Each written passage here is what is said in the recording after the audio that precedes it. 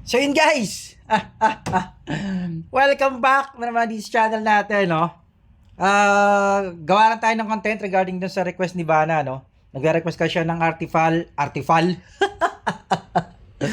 ng artifact content, no? Tsaka ng element, okay? Tsaka yung review natin ng Summoner, guys. Abangan nyo, baka itong araw na to, no? Or bukas, pumayag na sa atin si Boss Neo. Binigay na actually sa atin yung info ng account niya. So, hindi lang natin pa napapaalam na maayos kung anong oras siya pwedeng i-open para ma-review natin, no? So, goods na guys sa lahat ng Summoner dyan na nag-aantay. Mga new player na Summoner, no? Para magkaroon kayo ng guide, guys. Isa yun sa mga mamaw na Summoner sa server namin. So, abangan nyo yung review. Hindi ko lang alam kung ngayon o bukas. So, ang topic natin ngayon, guys, regarding artifact. Tara, pag-usapan natin yan. Bago natin yan umpisahan, i-shoutout muna natin lahat ng mga nagpapa-shoutout sa atin, no? Mga nag-comment sa atin. Dahil ito yung nagpo-fuel sa atin actually para gumawa ng video, no? So, isa-isahin natin i-shoutout to mga to. So, eto kay at ano to? Bastuga ako. Ay, napahalan to. Boss, pag nabuo ko yan, wag na sila mag-AFK sa cross server namin. So ito yung nag-comment kasi siya dun sa probe skill, no? So shoutout sa kanya, hindi siya nag-iwan ng IGN niya. Ito naman kay at Gib Jovan 9548. So yun, hindi rin siya nag-iwan ng niya, no? Yun yung YouTube, sabi niya, para sa akin mas maganda yung Whirlwind level 6. 15% triggered cooldown. Parang mag-unli combo na siya pagtapos. Ulit. Para sa akin, mas maganda yung Whirlwind level 6 triggered. Level 6, 15% triggered cooldown. Parang mag-unli combo na siya. Pagtapos kayo sumabog yung combo, wala ka na agad damage eh. So yung niya, yung comment niya dun sa video natin na bakit overpower yung Dragonite, ang sinasuggest niya is i-level 6 yung Whirlwind Spike. Lahat naman talaga ng skill, no? Mas okay talaga i-level 6. Yung lang napakahirap kasi mag-level 6 talaga ng mag-level 6 ng mga skills, Napakarami ng requirement. So sabi niya nga, na okay daw siya i-level 6 kasi ano nga ba sabi niya? Parang mag-unli combo na siya. Pagtapos kayo sumabog yung combo, wala ka na agad damage. Isipin mo kung puro combo na tatama, so edi wasak ka. Wasak ka nun. Di ka naman makaka one hit ng kalaban pag semi-spender ka lang. Yung mga nakakagawa lang ng one hit yung mga sagad na talaga mag-spend. 80% naman ng player hindi gano'n ma-spender. So may point siya, no? May point siya. Ang inaano niya siguro kasi yung, gaya nga ng sabi ko, yung BK kasi guys, ay yung Dragonite. Dalawa lang kasi alas yung binabato niyang skill kapag wala pa kayong class talent ng na nakukuha eh. So yun yung pinopoint niya na dapat i-level 6. Ang problema kasi din sa pinopoint niya, hindi naman kasi talaga din ang hirap din ang hirap din mag-level 6 ng mga skill, no? Kasi level 5 lang yata yung sa atin eh. Whirlwind Spike, level 5. Wala yata tayong pangkarap ng level. Tingnan natin yung pinopoint niya. So shoutout natin niya, no? Si at Gib Jovan 9548. So thank you sa comment niya. At least kahit papaano. Ayan, wala nga tayo guys. Wala tayong Whirlwind Spike. Wala tayong pan level 5. Napakarami ng kailangan. So, isa yun sa mga, mga backfire. Although talagang, ang sarap naman talaga magpa-level ng mga skill. Ang problema mo lang talaga is, napakahirap ng skill shard, no? Ng mga skill quartz. So, ayun. So, eto pa pangalan nito. At Mr. Pabo. Sabi niya, nice game Lodi, level 449 pa lang ako idol, ang attack speed ko nasa 231. So solid yung attack speed niya sa level niya, no? Pero guys, kasi yung attack speed nagbabago. Tatandaan nyo na hindi porke mataas yung attack speed nyo ng level 400 kayo or 300. Kasi guys, nakadepende lagi yung sa magiging weapon nyo rin sa susunod na upgrade ng level nyo eh. So minsan hindi kayo nakakakuha ng dalawang attack speed or hindi kayo kagad nakakabuo. May tendency bumaba yung attack speed nyo, no? So, tulad ko, yung AGL ko nga guys, 222 lang yung attack speed eh. Yung AGL natin eh. Diba? So, depende rin lagi sa weapon, no, na mabubuo nyo. Okay, tapos eto, nag-comment ulit si Jovan, no? dito naman siya nag-comment sa how to spend your diamonds weekly. Yung sabi niya, depende sa lakas ng spend mo bro. Kaya mo sumabay sa level 700 pag F2P kalaban mo. Totoo, no? Lamang naman talaga ang mga spender. Pag medyo marami ka kasing karga, gaya ng sabi ko nga, kahit high level yung kalaban, pag ampaw yung lalot F2P tas ampaw. Pero guys wag kayong madadala sa F2P guys. Maraming F2P or hindi man solid na F2P, mga alam mo yun na napakaliit lang ng minsan nag-expense na pakunti-kunti na mga solid ang build gaya nung ni-review nating Dark Lord. Gabi ko sa comment sa kanya, yung ni-review nating Dark Lord, halos F2P yun. No, napaka-konti ng spend yung guys. Hindi yata naka-isang buwan ng 55 yun eh. Talagang pure grind siya. Solid yung build, di ba? So hindi lahat ng F2P ganun, no? May mga F2P na kahit papaano solid din talaga maglaro. Okay, tapos eto naman si at Danilo Amorim. So parang di ko alam kung foreigner siya, English kasi yung comment. Sabi niya kasi what about fruits? So ang comment niya naman na yon dun sa Dark Lord review natin, no? Hindi nga naman natin natalaka yung fruits dun. Gagawa tayo ng video, no?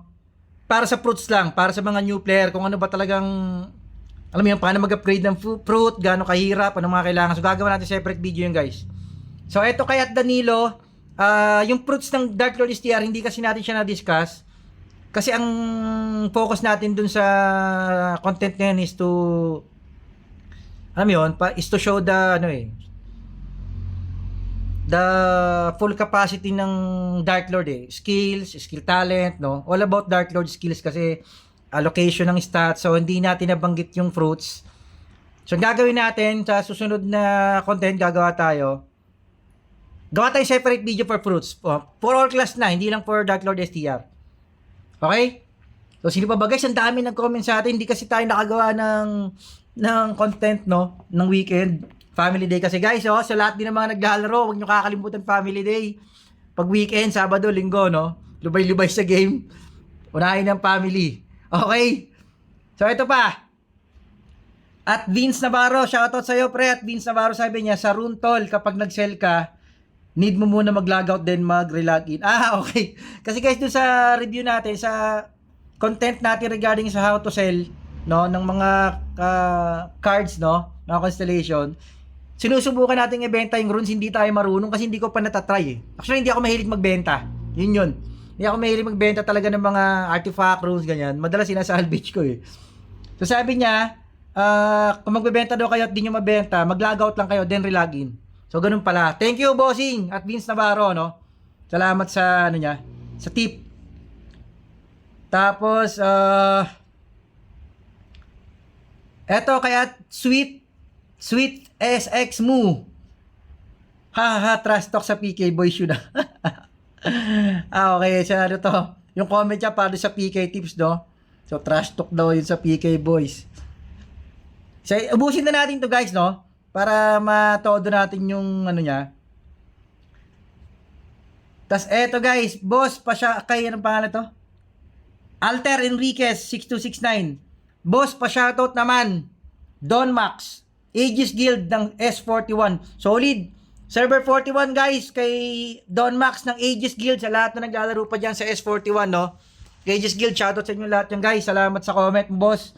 Sabi niya number 4 ako sa cross ranking level 842 Lancer. Baka mukhang halimaw Mukhang halimaw 'tong Lancer na to Mukhang solid, boss. Salamat sa comment mo, bossing. Sabi niya, natutuwa ako sa mga videos mo. Nakakatulong sa mga bagong players. Keep up the good work, brother. Support ako sa'yo. Nakakalaban niya raw sila Mild 7 at BG. So actually, di ko kilala yung BG, no? Yung Mild 7, parang naririnig ko lang siya, pero di ko siya kilala. Parang ito yung malalakas na player actually yata sa So solid yun, guys. Thank you sa comment mo, boss. Don Max, no? Sa buong guild nyo, AG, salamat sa pagtsatsaga mong manood dito sa maliit na channel natin. Solid guys, mga solid player pa rin. Tingnan nyo guys, so S41 still playing. So di natin na lang kung gano'n sila nakatagal na naglalaro, no? Malamang mamaw na lang to guys. Level 842. So thank you sa iyo, bossing. Sino pa ba? Ang dami kasing comment guys. Ito si at Elman Rago, no? At Elman Rago, additional tips mga boss, kunin nyo yung debuff sa mid river before clash. Pinaka-importante yan. Okay guys, yung si Elman Rago nag-comment siya regarding dun sa 5v5. Stripe of Glory, no? Sabi niya guys, kunin daw yung buff sa river. Buff pala yun. Tiway siya kanya sa tip niya. No? Actually guys, di ko alam na buff yun. Alam niyo yung parang panghuli ng aso, ng mga lobo, ng mga wolf. Diba? Akala ko nga pang slow yun eh. Hindi ko kasi binabasa. Liit kasi ng ano nun eh. Liit kasi ng caption. So buff pala yun guys, no? So thank you kay at Elman Ragos sa tip. Regarding dun sa buff na yun, sa mga hindi nakakalam guys, buff pala yun. Hindi natin alam pare-pareho. So, sino pa ba? Ito. O, wala na siguro guys, ang haba na nitong comment ano natin. So guys, tara, umpisan na natin yung artifact ano natin na content. So kung meron man tayong hindi nabanggit ng mga nag-comment, bawi tayo susunod. So thank you dun sa lahat na nag-comment, no? Solid supportan nila sa atin kahit dito sa Balita Channel natin. Shoutout natin lahat yan guys, lahat ng nanonood. Hindi pa nanonood, manonood pa lang, subscribers, hindi subscribers, solid, walang problema yan. Enjoy nyo tong channel na to guys, leave kayo ng comment. IGN server, guild nyo, kung ano man nilalaro nyo, Monarch CO, Immortal. Drop kayo ng IGN dito. Yung gusto nyo pag-usapan, welcome na welcome lahat ng new players dito guys. Tanong kayo, susubukan natin sagutin. Gagawin natin ng video yan. So tara, artifact. Saan nga ba ang artifact? Tara, eto. Okay, so ito yung artifact guys. Ito yung isa sa mga, alam niyo yun, part ng game na hindi masyadong, ang hirap niyang buuin. Yung pala yung tamang term doon. Ang hirap niyang buuin. Okay? So kahit ako mismo hanggang ngayon, hindi ko pa siya, hindi ko pa siya nabubuo. So ito, tara. Ano bang ng artifact? So ito, merong bright artifact. Okay, so ito yung triangle na So ayan, pag nabuo nyo yung 5 pieces nito. So guys, kung makikita nyo, iba-iba siya, tingnan nyo. Max weapon, ito min weapon. So pag nabuo nyo guys, yung 5 piece set, magkakaroon kayo ng set effect syempre, 5 pieces of set, max weapon attack, level +1. So ganun yung mangyayari. So guys, wala pa ako nabubuo rito sa totoo lang. Ito yung bright artifact, no? Ito yung mga triangle. Royal artifact, ito yung mga square guys. So ito, ang set effect niya 5 pieces STR up level 1. Guys, napakaraming hindi ko sa inyo ma-discuss ng mabuti ito kasi ako mismo wala ng mga items. Pero guys, babasahin nyo kung bibili kayo ng mga artifact items, tulad niyan, halimbawa, itong meron tayo nag-iisa. Nakalagay Dark Knight Bravery STR up. So guys, meron ding mga square or mga royal artifact na hindi STR up. Gaya nitong bright artifact. Ito yung magandang halimbawa pala. Itong isang item natin, max weapon attack. Yung isang item natin is mean weapon attack. Okay? So since hindi ko mabuo yung 5 pieces, ginagamit na lang muna natin siya kasi meron pa rin siyang stats, base stats. Physical attack 6 to 10. Pero guys, maganda kung mabubuo nyo kompleto para mabuo nyo yung set effect. Ang problema kasi guys dito sa artifact talaga, napakahirap niyang buuin. Promise. Alam niyo yung parang iniipit ni Monarch yung mga parts, ginagawa niyang napaka-rare para mabuo mo. So ito naman yung Imperial Artifact, mga bilog naman siya. So tulad niyan, Fatal Strike, dadalawa yung natin, wala pa tayong mga artifact. Isa pa sa problema ko, pati ko ito nabubuo, tamad kasi ako guys tamad ako magsilip-silip sa DR sa mga trading hall. Pero guys, napakalaki ng nabibigay nito. Yung mga set effect nito. Napakaganda ng nabibigay nito. Napakahirap lang buuin. Okay? So ito yung Moonlit. Ganyan yung itsura niya. So dalawa lang din na meron tayo. So Starlit. So wala tayo niyan, pero alam ko ang Starlit is yung star nga. Sa dami guys, alam niyo kung bakit hindi ko na to masyado nabibigyan ng pansin. Ito yung mga dahilan. Sa dami kasi guys na kailangan yung gawin. Okay? Dito sa laro na to, actually sa sobrang dami ng kailangan mong buuin sa laro na to, napakahirap na mag-concentrate talaga na, alam niyo, na pagbuhusan ng oras lahat. Doon na nagiging problema. Hindi kagaya guys ng mga solid yung playing time. Tayo kasi hindi naman solid yung playing time natin, Hindi naman tayo kagaya ng iba na talagang 24/7 naglalaro. Hindi natin nila bibigyan ng oras, pero guys, solid yung mga ibang tulad ito. Unang-una, Fluorite, okay? Pagtapos ng Fluorite, meron ng Ancient Slate. Meron na rin tayong runes na tinatawag. Meron na rin tayong elements. Meron din tayong ano pa ba? Ito, renew upgrade. Ito, yung bagong item. Meron tayong amplify. So guys, napakarami na nga ng element dito sa MU Monarchs ngayon, no guys. Kaya hindi na natin masyadong ma-focus yung yung mga lahat ng bagay-bagay. Okay? So saan nga ba nakukuha yung artifact? Saan nga ba siya nakukuha? Okay, guys, yung artifact, isa sa mga napagkukuha nito is DTR, no? Divine Root event. So ito 'yan. Ito guys, ito. So eto guys yung chest, okay, na nakukuha si Divine Truth. Ba't pa Divine Truth tayo? Divine Trade Root event. Okay yun. So eto siya guys, ito yung nakukuha para doon. Ito yung shard niya. So makakabuo kayo niyan ng 20 pieces yata ang kailangan nito para makapag-drop kayo. So pag nabuo niyo yung chest, yan yung nagda-drop ng mga artifacts. Isa pa guys dito sa Abyssal. Ito, Field Boss. Saan ba Abyssal? Ito. Teka lang guys wala na kasi masyado nagpupunta sa Abyssal. Ito guys, ito.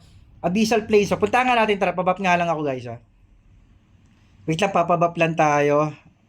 Puntahan natin yung Abyssal. Dati guys, napaka-active namin yan kasi parang guild war din yan Yung Abyssal na yan. Parang agawan kayo sa boss. Tapos cross server na laban yon. Yung nga lang, sa sobrang hirap, alam mo sa sobrang grabe niya ng buff. Alam mo yun, ng drop. Ng buff. Kalang guys, pabap lang tayo rito. Napakahirap kasi guys ng drop niyang ng artifact niya doon sa boss na yon. So yan, tara, puntahan natin para makita nyo lang guys sa mga new player, di nakakalam. Ito yung guys, Abyssal. So, ito yung mga boss na pwede nyo puntahan anytime, no? Tapos ito yung boss na lumalabas tulad yan, no? Everyday tuwing 20:08. Okay, so ito yan. Puntahan natin guys kasi hindi siya available So ito, subukan nga natin to. Ito yung ito yung tara guys, puntahan natin. Dito guys, pwede kayo mag-farm niyan nito. Yung nga lang ayan guys, ito makukuha nyo. Bukod sa napakakunat ng boss dito, which is titingnan natin ngayon kung kaya natin, napakaano niya mag-drop. Alam mo yun, napakaano niya mag-drop ng item. Tara, puntahan natin guys So, cross server to guys. Itong map na to, cross server to. So, pwede kayo makakaano ng kapikay dito. Okay, so tara, puntahan natin tong mga to. Alam ko guys kasi napakakunat ng boss dito talaga. Sobrang napakatagal patayin. Eto, tara tingnan natin kung kaya natin to, Alam ko ubod ng kunat ito O siya guys, tingnan nyo damage niya sa atin, Tsaka yung damage natin sa kanya. Napakakunat nito guys. Tapos ang sa kanya, uubusin nyo yung oras nyo sa kanya. Tapos grabe yung drop. Yun. Actually, kaya wala na masyadong nagtsatsaga ritong mag-farm. Pero ito yung guys kung natandaan nyo kung paano ako nag-teleport. So dito siya sa DR, okay, ito pang-apat na tab, Abyssal Plains, Abyssal Duel. So ayun yung mga pwede nyo puntahan depende sa level nyo. Ayun, may 400, 500, 550, 600. So nasa 600 tayo ngayon. So ayan guys, tingnan natin kung gaano katagal bago natin maano tong boss na to. Ganun siya katagal guys actually. Ito para makita nyo kung gaano katagal. Tsaka napakakunat niya, tapos napakasakit ng bawas ito guys. Tingnan nyo. Halos hirap na hirap tayo. Bap pa tayo nito guys pala doon na tayo sa 550 para kayang-kaya natin Kasi depende kasi sa level yung drop din Guys, tingnan nyo. Nangangalati buhay natin yung bap pa tayo niyan. So isa to sa mga dahilan kung bakit napakadalang ng mga nagpa-farm dito. Okay? So tingnan natin kung mapapatay natin siya. Tingin ko hindi natin siya kaya dahil pala sa 550 lang tayo, So ayun guys, yung kalahati buhay natin, So hindi natin siya kaya, tingin ko. Hindi kaya ng powers natin tong boss na to. So yun ang dahilan guys kung bakit napakabihira ng nakakabuo ng artifact. Tapos, kahit bumili ka sa market no, sa DR or sa trading hall nyo, napakabihira guys yung nagbebenta nito. O tulad niya, no, dadalawang piraso, kulay blue pa. Tapos parang meron siyang mga item na parang, alam mo yun, napaka-rare, sobrang rare, na halos hindi na mabuo. Yung isang backfire nitong artifact na to eh.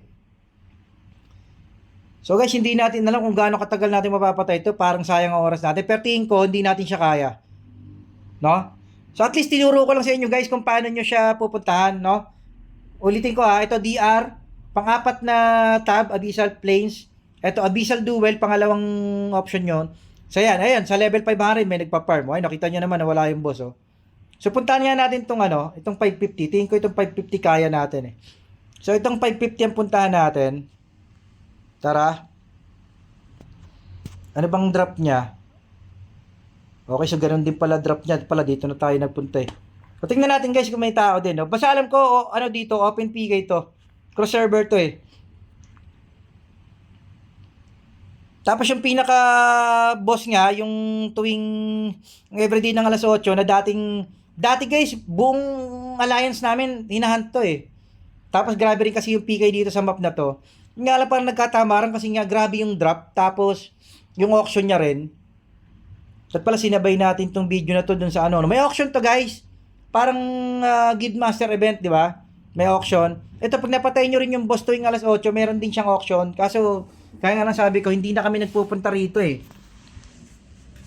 Hindi nyo kasi siya kayang patayin mag-isa. So, hindi nyo siya pwedeng i-farm ng kayo lang. Kailangan talaga marami kayo, napakakunat niya. Although siya, nalulur.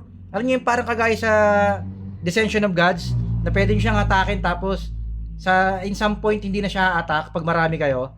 Nga lang di siya pwede ng solo. Okay? So ito yan guys, ito kaya natin patayin na natin to, antayin natin kung anong drop. Napakatumal ang drop dito guys. Kaya alam mo yun, napaka ng mga nagpa-farm dito, napakadalang. So hindi nila chinatsaga, Anyway, tapusin na natin itong boss na to guys. Tingin ko naman kaya natin siya eh. Nga lang talagang matagal, Subukan natin mag-demon. Tara. So masakit kapag nag-demon tayo, halos 25k binabawa sa atin. Okay lang, pag nangalati buhay natin, tsaka tayo mag-angel. Ang maganda lang dito guys, dahil tamad na nga yung mga player, so wala na siguro kayo masyadong makaka-PK dito. Pero cross server to guys. May chance na mayroon kayo makasalubong dito para mag-PK. Kasi kung titingnan nyo nga yung map, ang daming boss, tingnan nyo, kompleto. Anyway, tinesting lang naman natin, pinakita ko lang sa inyo, Pero guys, solid din yung mga artifact, Solid din yung mga bigay nito. Promise. Kaso dapat pala doon tayo sa AGL natin na gano'n, medyo maraming artifact yun eh. Ito kasing Dark Knight natin, wala mga artifact eh. So, wala siya. Total stats natin. Tingnan nyo nga guys, napakababa, So, isa to sa mga, alam mo yun, nakatagong elements ng game na to, na pag tinignan nyo yung character, hindi nyo malalaman kung ano yung mga artifact niya. So, isa to ron. Ngayon, kung merong mga player na F2P na masipag mag-farm talaga rito at nakakabuo sila ng set, so, malaking bagay yon, Malaking bagay sa kanila yung mga set na to. So, kaya, tingnan nyo. Guys, pag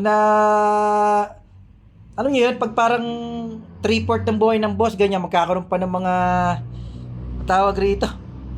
Magkakaroon pa ng mga ganyang mobs, dumadami pa siya, tapos magiging boss uli yan. Yan ang backfire nitong na to eh. Kaya actually nakakatamad, Nakakatamad i-farm tong na to, nakakatamad i-farm tong itong boss na to. Isa to sa mga kinaayawan, Kaya hindi siya masyadong pinafarm ng mga So yun, wala na tayong pots. Parang hindi na siya pumapalo. So yun guys, siguro hindi na natin tatapusin to, Kasi talagang matagal, Masasayang yung oras natin sa pag-capture lang nitong boss. Ang ko lang sa inyo talaga, bukod sa matagal siyang patayin, napakapangit ng drop lagi. So, tingnan nyo, 66%. Ilang minutes na ba yung ano natin? So, nasa 25 minutes tayo guys ng video natin.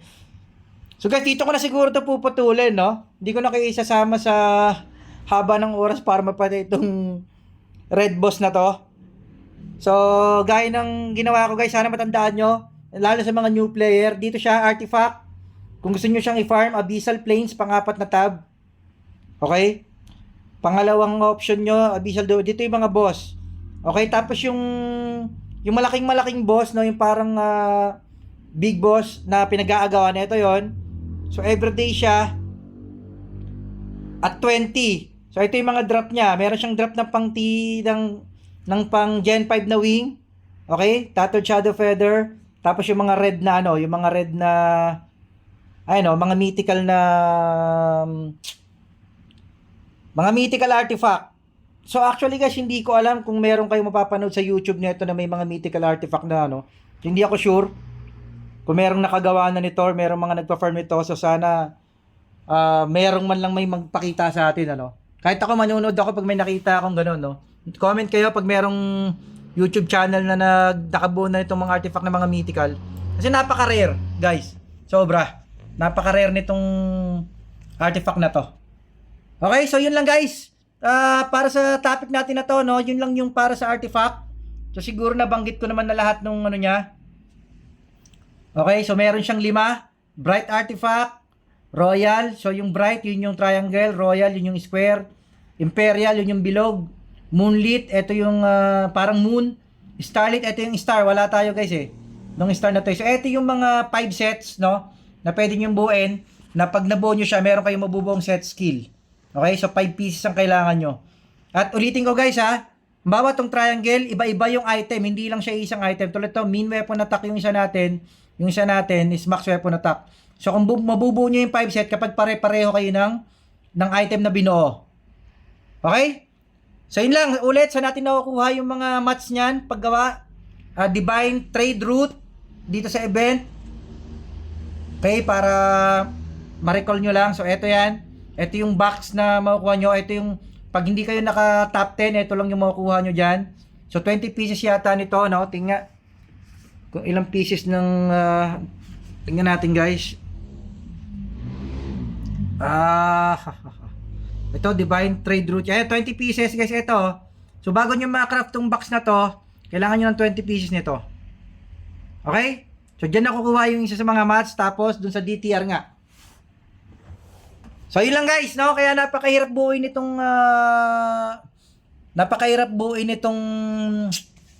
artifact na to guys. Kita nyo naman hanggang ngayon, ako mismo napakabasura ng artifact natin, no. Napakahirap niyang buuin. So, ang payo ko siguro, ang best tip ko sa inyo para sa artifact, collectahin nyo na lang muna yung mga kulay blue, no, yung mga normal. Ito, yung mga normal artifact. Saan ba yun? Ito guys, yung mga blue na to, pagtsagaan nyo siguro siya, kung makakabuo kayo na 5, at least makuha nyo lang yung set. Yung set effect, no, na attack up +1. Okay na rin siguro yon, at least makuha nyo yung 5 pieces, mabuo nyo yung set. Okay? So, siguro guys, yun na lang. Out na natin to siguro. O tapusin pa ba natin to? Gusto nyo bang makitang mapatay pa tong RB na to? Sige, tingnan natin baka mag-drop, no? Konti na lang naman. 19%. Pagtsagaan nyo na tong content na to kung sobrang haba para lang sa artifact. Ang tagal kasi talaga patay ng RB na to. Pero guys, sulit, no? Pag nabuo nyo yung mga artifact na to, yung lang talagang napakahirap nyong buuin. Gaya ng sabi ko nga, sa dami ng element ng game na to na kailangan yung buuin, no? Artifact, runes, elements, renewed essence, alam mo yun, fluorite, ancient slate. Sobrang dami na lang kailangan nating intindihin sa game na to guys. Napakahirap na talaga niyang lahat makuha. Okay, so napakaswerte ng mga maraming time talaga na maglaro, no? Na yun, nakafocus talaga sila sa game. So sobrang grind nila. Saludo tayo dyan sa mga super grinder, no? Lalo yung mga F2P. So guys, tapusin na natin to guys, 6%. So tingnan lang natin kung magda-drop. Kasi guys, napakatumal ang drop dito. Ako na nagsasabi sa inyo. Grabe tong ano na to. Grabe tong mga RB na to. Kaya tinatamad ng, alam niyo yun, tinatamad na tong i-grind ng mga player. Lalong-lalo na yung tuwing alas 8, no? Pero merong guild auction yon. Alam ko nga may mga gandang item yun sa guild auction. Pero syempre, agawan. Kasi alliance yun guys. Hindi lang guild nyo yun eh. Alliance, guys, tingnan nyo, drop nyo. Sa tagal natin siya pinatay, ganun lang ang drop niya, green lang. Di ba? Kaya yung ibang mga player dito talagang hindi nagtsatsaga. So yun lang guys, out tayo.